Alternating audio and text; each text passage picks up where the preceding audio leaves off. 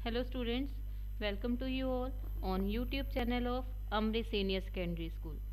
Dear students, आज हम English literature book का चैप्टर 3 बोली पढ़ने जा रहे हैं।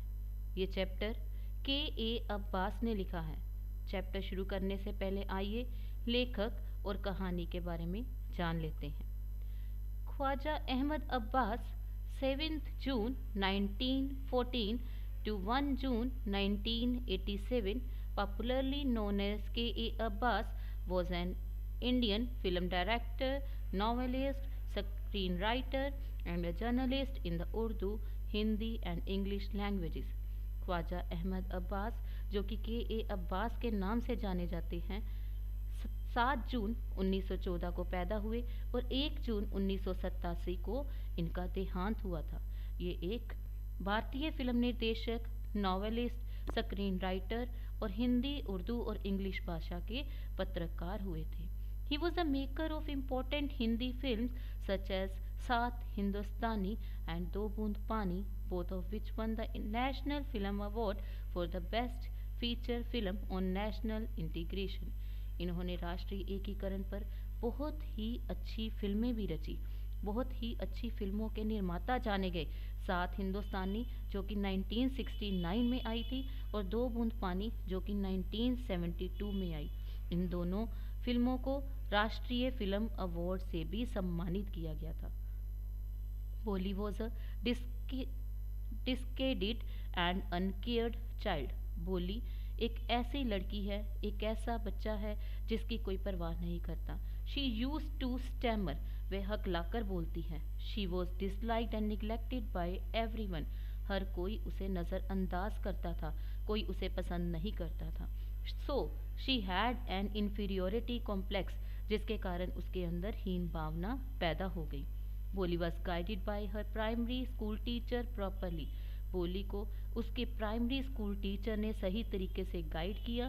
सो her education gave her the courage and capability to fight against her weakness.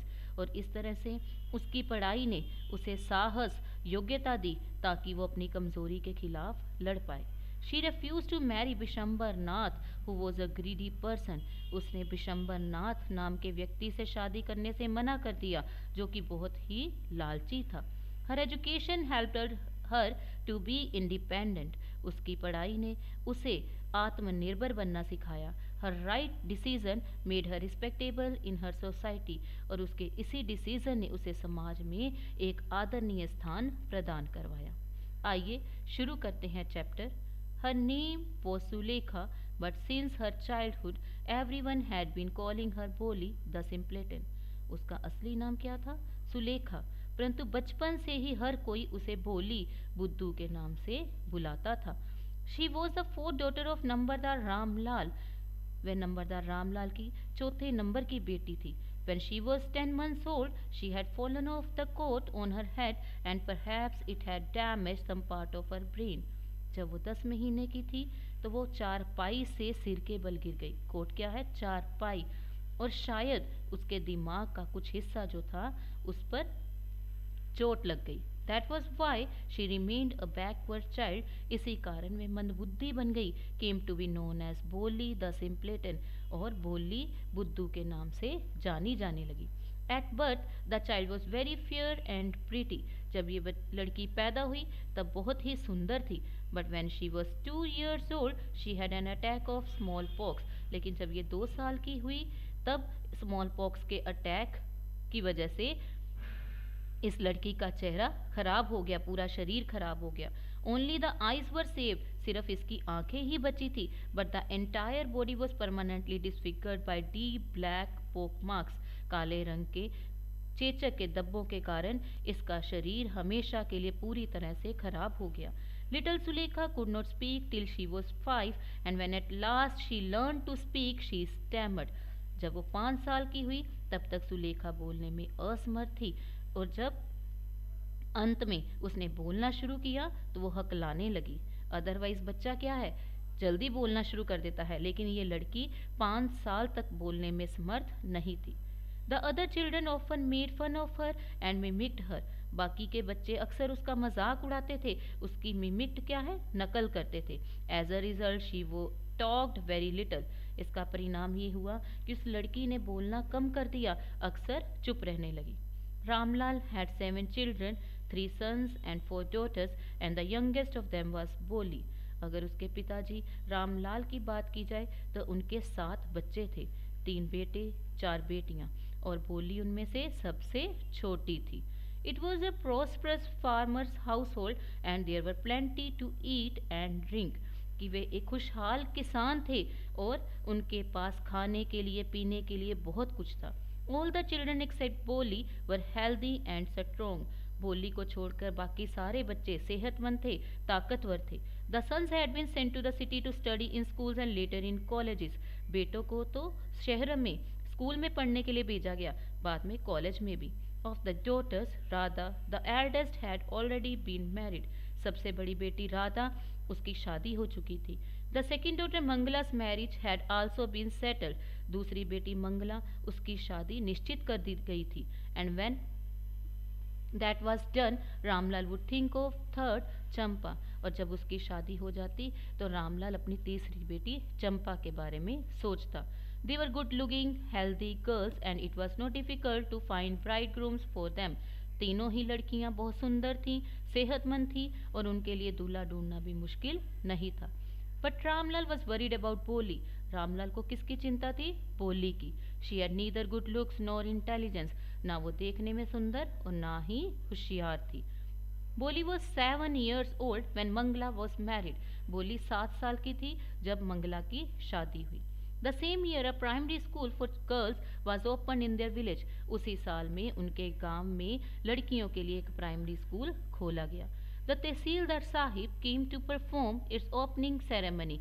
इसकी इनॉग्रेशन सेरेमनी रस्म को परफॉर्म करने के लिए तहसीलदार साहिब आए। He said to Ramlal, as a revenue official, you are the representative of the government in the village and so you must set an example to the villagers।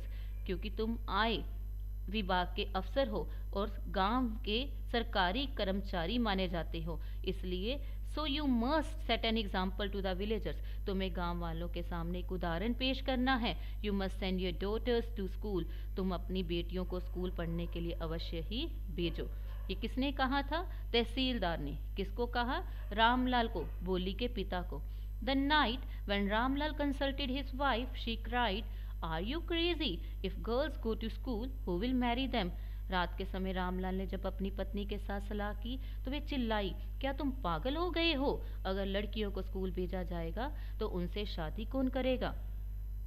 उस समय पर लड़कियों को स्कूल भेजना गलत समझा जाता था, इसी वजह से पत्नी की सोच भी वैसी थी। But Ramlal had not the courage to disobey the tehsildar. परंतु रामलाल के अंदर तहसीलदार की बात ना मानने का साहस नहीं था। At last his wife said, I will tell you what to do. अंत में उसकी पत्नी कहती है कि मैं तुम्हें बताऊंगी कि क्या करना है। सेंड बोली टू स्कूल। बोली को स्कूल भेज दो।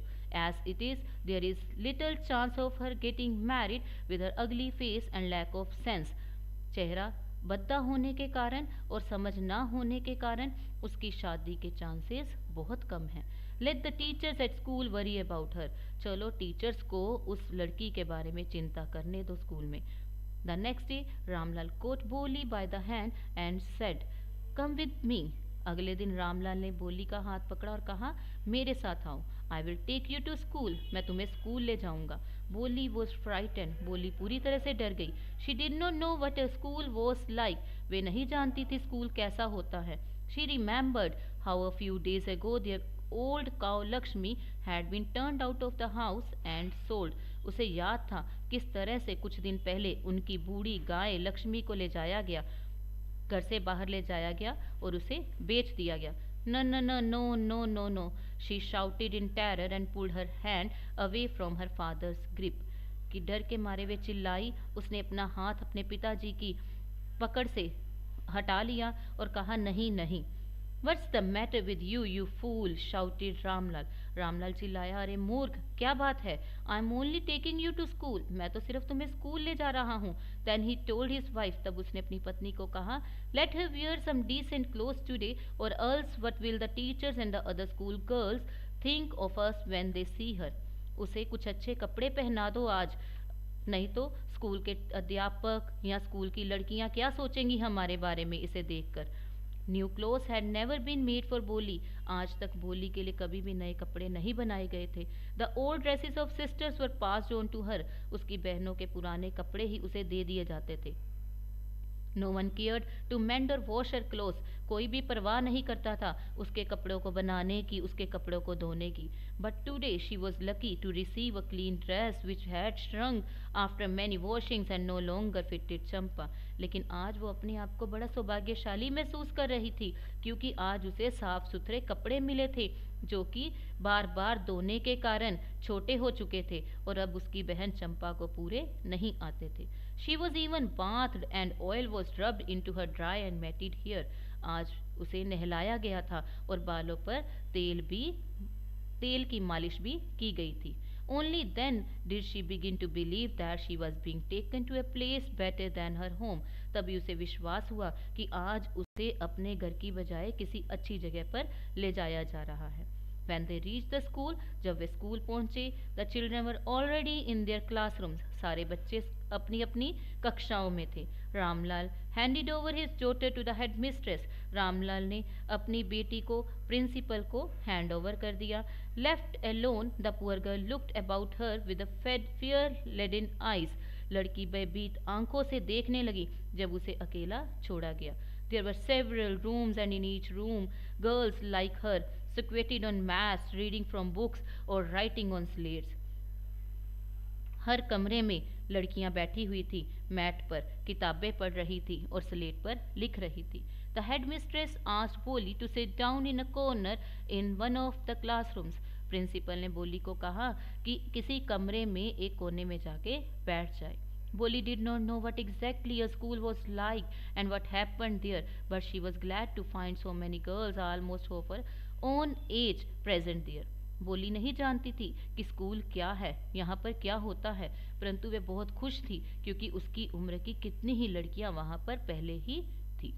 She hoped that one of these girls might become her friend। उसे उम्मीद थी कि इनमें से कोई लड़की उसकी दोस्त बन जाएगी। The lady teacher who was in the class was saying something to the girls but Bolly could understand nothing। Teacher जो कि कक्षा में थी बच्चों को कुछ कह रही थी लेकिन बोली को कुछ समझ नहीं आ रहा था। She looked at the pictures on the wall। उसने कक्षा की दीवार पर बनी तस्वीरों को देखा। The colors fascinated her। इन रंगों ने उसे fascinated क्या है, मोहित कर दिया। The horse was brown just like the horse on which the tehsildar had come to visit their village। The goat was black like the goat of their neighbor। The parrot was green like parrot she had been in the mango orchard। And the cow was just like their Lakshmi।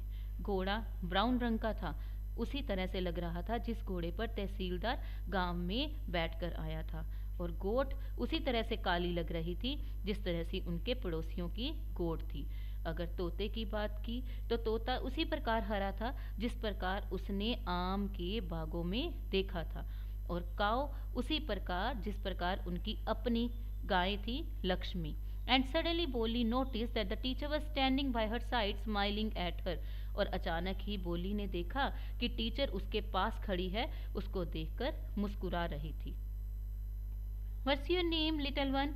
Teacher पूछती है कि तुम्हारा क्या नाम है। भ भो भो। She could stammer no further than that. भ भो भो के अलावा इससे आगे हकलाते हुए वो ना बोल पाई। Then she begin to cry and tears flowed from her eyes in a helpless flood. तब उसने रोना शुरू कर दिया और उसकी आंखों से आंसू बाढ़ की भांति बहने लगे।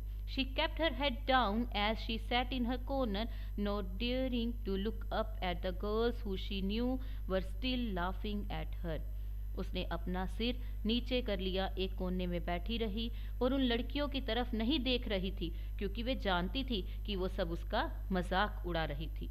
When the school bell rang, all the girls scurried out of the classroom, but Bolly dared not leave her corner। जैसे ही स्कूल की घंटी बजी सारी लड़कियां सिक्योरिट क्या है, भाग गई कक्षा से बाहर। But Boli dare not leave her corner. लेकिन बोली ने अपने कोने को नहीं छोड़ा। Her head still lowered, she kept on sobbing. उसका सिर अभी भी नीचे था और वह सिसकियां ले रही थी। Boli the teacher's voice was so soft and soothing. Teacher की आवाज़ बड़ी ही विनम्र थी। In all her life she had never been called like that. आज तक उसकी ज़िंदगी में कभी किसी ने उसे इस प्रकार नहीं बुलाया था। It touched her heart. इसने उसके दिल को छू लिया। Get up said the teacher. Teacher ने कहा, उठो। It was not a command but just a friendly suggestion. ये आदेश नहीं दिया गया था बल्कि एक दोस्ती के तौर पे सुझाव दिया गया था। बोली गोट अप, बोली उठ गई। Now tell me your name. अब मुझे अपना नाम बताओ। Sweat broke out over her whole body. पूरे शरीर से पसीना बहना शुरू हो गया। Would her stammering tongue again disgrace her. क्या उसकी हकलाने वाली जुबान दोबारा से उसकी बेइज्जती करवाएगी? For the sake of this kind women however she decided to make an effort. लेकिन उस दयालु औरत के लिए उसने दोबारा से कोशिश करने का निश्चय कर लिया। She had such a soothing voice she would not laugh at her. उसकी आवाज़ इतनी मीठी थी कि वो उसके ऊपर ना हंसती, उसका मजाक ना उड़ाती। ब ब भो भो शी बिगेन टू स्टैमर। उसने हकलाना शुरू कर दिया। ब ब भो भो। Well done the teacher encourage her. Teacher ने उसे प्रोत्साहित किया। बहुत अच्छा, बहुत अच्छा। Come on now the full name. आगे बढ़ो, पूरा नाम बोलो। ब ब भो भोली। At last she was able to say it and felt relieved as if it was a great achievement. अंत में वो अपना नाम बोलने में सफल हो गई। उसे ऐसे लग रहा था जैसे कि उसने एक महान उपलब्धि को प्राप्त कर लिया है। डियर स्टूडेंट्स, आज हम इस चैप्टर का इतना ही पार्ट पढ़ेंगे। हमने देखा कि किस तरह से एक हकलाने वाली लड़की, जिसको सब लोग नज़रअंदाज करते थे, उस लड़की ने स्कूल में आकर टीचर के द्वारा प्यार मिलने पर थोड़ा सा बोलना शुरू कर दिया। नेक्स्ट होमवर्क आ जाता है। होमवर्क में सबसे पहले आंसर द फॉलोइंग क्वेश्चंस हैं। फर्स्ट क्वेश्चन है, what was the real name of Boli? बोली का असली नाम क्या था? Second question is, when did she get an attack of small pox? Small pox का अटैक कितने साल की उम्र में हुआ था? थर्ड क्वेश्चन है, हाउ मेनी सिबलिंग्स डिड बोली हैव? बोली के कितने भाई बहन हैं? फोर्थ क्वेश्चन है, who was the eldest daughter? सबसे बड़ी बेटी का नाम क्या था? फिफ्थ क्वेश्चन है, name the three of the sisters of Boli? Boli की तीनों बहनों के नाम लिखिए। सिक्स क्वेश्चन है, who came to perform the opening ceremony of the primary school? Primary school की ओपनिंग सेरेमनी को परफॉर्म करने के लिए गांव में कौन आया था? नेक्स्ट फिलअप्स आ जाते हैं। The old dresses of her dash were passed on to her? किनके पुराने कपड़े उसे दिए जाते थे? आपने इंग्लिश में लिखना है। नेक्स्ट सेकंड ब्लैंक है, dash broke out over the her whole body? उसके पूरे शरीर से क्या बहना शुरू हो गया था? नेक्स्ट ट्रू एंड फॉल्स है। Numberdar Ramlal perform the opening ceremony of the school? Numberdar Ramlal ने स्कूल की ओपनिंग सेरेमनी परफॉर्म की थी। ट्रू है या फॉल्स है? नेक्स्ट सेकंड है, the teacher's voice was very strict? Teacher की आवाज़ बड़ी ही कड़कदार थी। नेक्स्ट मीनिंग्स है, आपने हिंदी और पंजाबी में इनके मीनिंग लिखने हैं। स्टैमर और डिसफिगर्ड। नेक्स्ट फिफ्थ नंबर पर इस क्वेश्चन का आंसर आपने अपने शब्दों में लिखना है। क्वेश्चन है, why was Ramlal worried about his children except Boli? Ramlal अपने बाकी बच्चों की बजाय सिर्फ बोली की ही चिंता क्यों करता था? Thank you students. बस